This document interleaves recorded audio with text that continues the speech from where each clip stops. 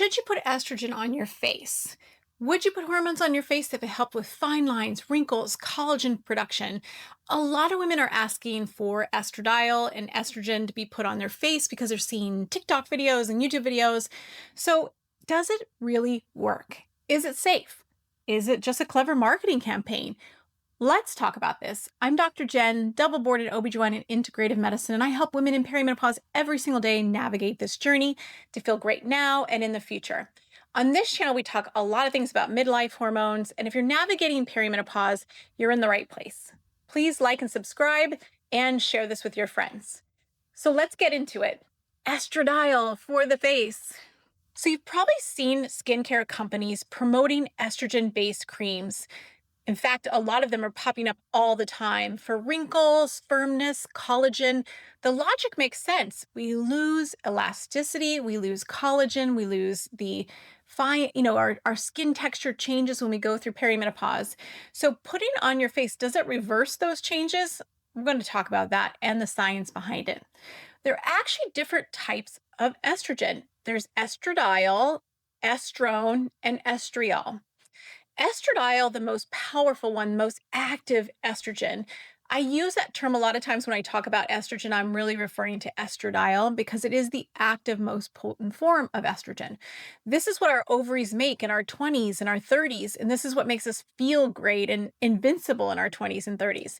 And it's 100 times more potent than its weaker cousin, estriol. Most face creams use Estriol because an estradiol product typically needs a prescription. So a lot of the over-the-counter ones, just like the one I'm going to mention here, uses Estriol because, again, you need a prescription for estradiol products. So are there estriol or estradiol receptors in the face? So believe it or not, there's actually both. There's alpha and beta receptors, but mostly receptors for estriol in the face. So when you use it locally, you're really not raising estradiol levels that we think of for safety reasons. So systemic hormone replacement is very different than local. Most people are aware of estradiol that's being used in the vagina for vaginal dryness, for recurrent UTIs, but local application can also be what we're talking about specifically on the skin.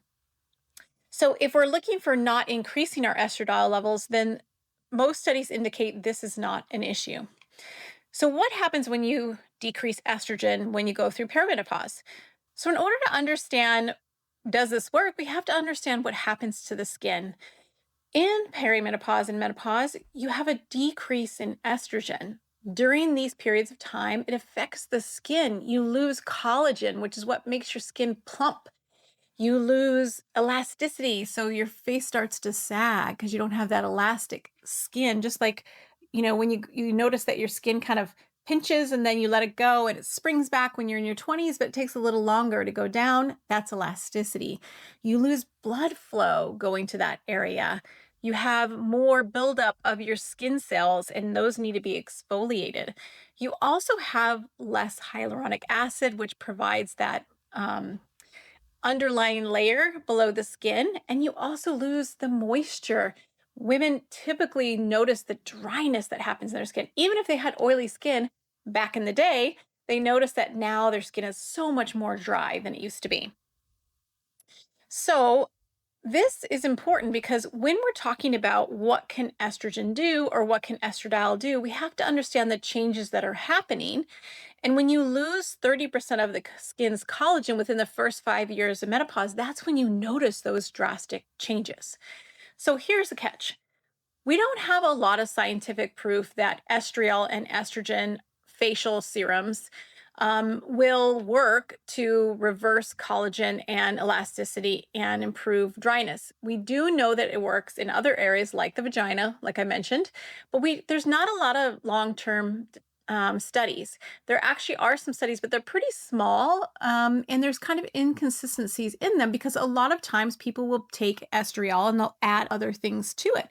So for example, this is one I use. It has estriol, and it also has hyaluronic acid, copper peptides, and vitamin E. And the problem is when you add other ingredients and you promote that it improves skin texture, decrease fine lines and wrinkles, and improves collagen, it's hard to know, was it the estriol Was it the hyaluronic acid that gave them moisture? Was it the peptides, copper peptides, because it's nutrients for the skin? So that's why it can be very difficult to understand the studies that exist on whether or not facial serum. It's rare that someone just uses estriol or just uses estradiol on the skin.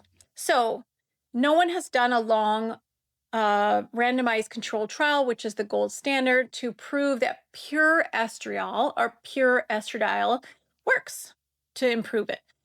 So can you use it, right? That's what you're asking.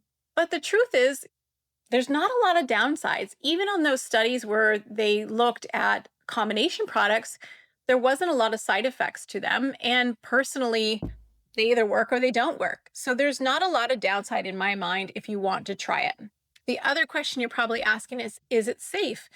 Well, in the studies that were done, it does not show systemic levels of estradiol. So in other words, if you're putting it on your face, are you able to measure blood saying that you actually have higher systemic estradiol levels? And these studies pretty much conclude that it does not affect you systemically. Obviously, you should always ask your healthcare provider about any medication you try, even if it's over the counter, because it may interact with other medications or you may have health concerns that are not the typical patient, and you need to make sure it's safe for you specifically. What about specifically using vaginal estrogen for the face? That is something I see all over the place, especially on Instagram now, where people are talking about vaginal estrogen, putting it on their face because they already have a prescription from their doctor. Remember, the biggest thing with vaginal estrogen is you're going to need a prescription, and sometimes that can be costly. It's not always covered by insurance and sometimes can run people $100 for that estrogen. Now, remember, estradiol is 100 times more potent than estriol. So if you're going to use it on your face, you need to make sure you use small amounts. Sometimes people will actually put it inside of their normal moisturizer. They'll have it use it for bigger volume. Currently, the advice is that it typically doesn't raise systemic estradiol levels, and that's what the data has shown. But again, these are small studies. So if you're going to use it, just remember that it may be a little bit strong for you and you may have sensitivity putting it on specifically your face. So it might be a little bit of a trial and error. So, okay, my advice, basically, if you want to use facial estradiol or estriol, it's going to be a little bit of a wait and see mindset. In other words, you don't know if it's going to work specifically for you. So make sure you take clear before and after photos, before, all different areas of your skin, the before photos, and then give it a good 30, 60, 90 days, see what happens to your skin.